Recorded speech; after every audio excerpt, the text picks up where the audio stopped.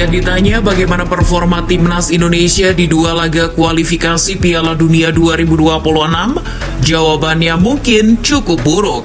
Seburuk tendangan menyapa astronot milik pemain nomor 12 yang itu. Mungkin agak lebay, tapi memang begitu adanya.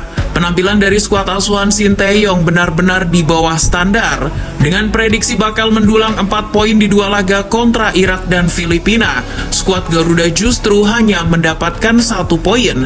Itu pun cuma dari laga melawan Filipina yang seharusnya bisa meraih poin penuh. Meski menuai hasil buruk, kalian tak perlu risau. Perjalanan Indonesia menuju Piala Dunia 2026 masih panjang. Peluang Ricky Kambuaya CS masih terbuka lebar. Berikut adalah celah dan kesempatan yang harus dimanfaatkan dengan baik oleh timnas Indonesia. Setelah kekalahan atas Irak dan imbang melawan Filipina, Indonesia masih menyisakan 4 laga di putaran kedua kualifikasi Piala Dunia 2026 kali ini. Tergabung di grup F, Indonesia bahkan sama sekali belum bertemu wakil Asia Tenggara lainnya, yakni Vietnam. Jika tak ada kendala, laga tersebut akan diselenggarakan pada bulan Maret tahun 2024. Indonesia juga masih menyimpan pertandingan kandang melawan Irak dan Filipina di pertengahan tahun 2024 mendatang. Jadi, timnas Indonesia asuhan Sinteyong masih memiliki banyak kesempatan untuk mendulang poin, apalagi pelaksanaannya masih lama. So, Indonesia seharusnya masih punya banyak waktu untuk mempersiapkan diri. Sebelum pasukan Garuda terbang ke Vietnam, masih ada waktu sekitar 4 bulan untuk berbenah. Tentu para penikmat timnas Indonesia sudah mual dan mulas apabila terus-terusan disuguhkan permainan acak kadut seperti yang dipertontonkan di dua laga terakhir. Coach Shin pasti paham kalau standar yang dipasang fans Indonesia cukup tinggi untuk itu. Indonesia terlihat kesulitan saat mendapatkan lawan yang memainkan skema high press. Itu terlihat jelas saat Indonesia begitu tertekan dan kerap salah tingkah saat menghadapi pressing tinggi dari Filipina. Komentator pada pertandingan itu bahkan menyebut 23 menit awal pemain Indonesia bak berada di neraka. Ya, 23 menit yang seperti menjadi neraka untuk pertahanan Indonesia. Kesalahan-kesalahan sepele harus segera dipangkas karena pertandingan itu pasti sudah ditonton oleh para calon lawan Indonesia. Jika menghadapi high press dari negara sekelas Filipina saja kerepotan, gimana mau menghadapi pasukan Nguyen? Sinteyong juga harus lebih tegas kepada pemain. Siapapun yang mainnya jelek, pantas untuk diberi efek jera. Itu sudah dilakukan dengan mencadangkan Pratama Arhan di dua laga terakhir karena mengalami penurunan performa dan mencadangkan Nadeo Argawinata yang di laga lawan Irak habis dihujani gol. Hal seperti ini tak hanya terjadi pada pemain lokal saja, tapi acap kali terjadi pada pemain naturalisasi. Jordi Amat contohnya. Dalam dua laga kemarin, mantan pemain Swansea City ini melakukan 2 kesalahan mendasar yang berujung gawang Indonesia kebobolan. Coach Shin harus tegas dalam menangani itu. Jangan tebang pilih.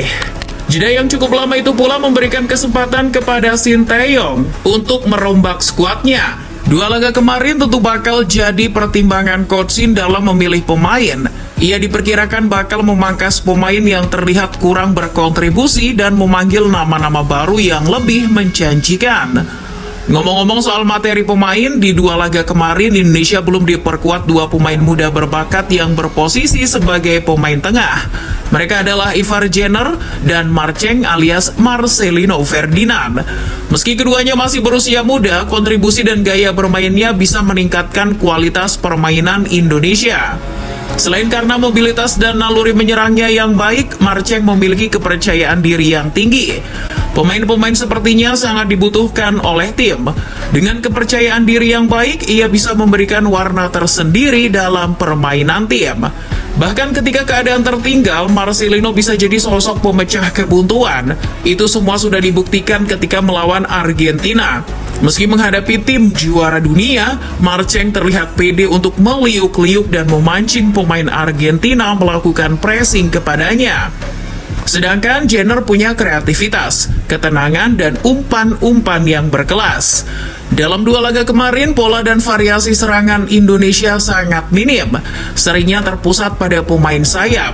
Nah, jika ada tambahan pemain kreatif di lini tengah, akan menambah variasi serangan dan meringankan beban tugas Ricky Kambuaya. Belum lagi, Indonesia masih berupaya merampungkan proses naturalisasi dari beberapa pemain. Jika proses naturalisasi pemain-pemain macam Justin Hubner, Jai Itses, dan Ragnar Oratmangun tak bisa rampung pada Maret mendatang, ketiganya masih bisa dipersiapkan untuk laga berikutnya melawan Irak pada Juni tahun depan. Meski masih lama, Indonesia harus fokus 100% pada laga lawan Vietnam. Jika laga melawan Nguyen FC ini berakhir sesuai harapan, Indonesia diperkirakan bisa bangkit dan mendulang poin di pertandingan-pertandingan berikutnya. Meski harus bermain tandang, Indonesia harus tetap yakin.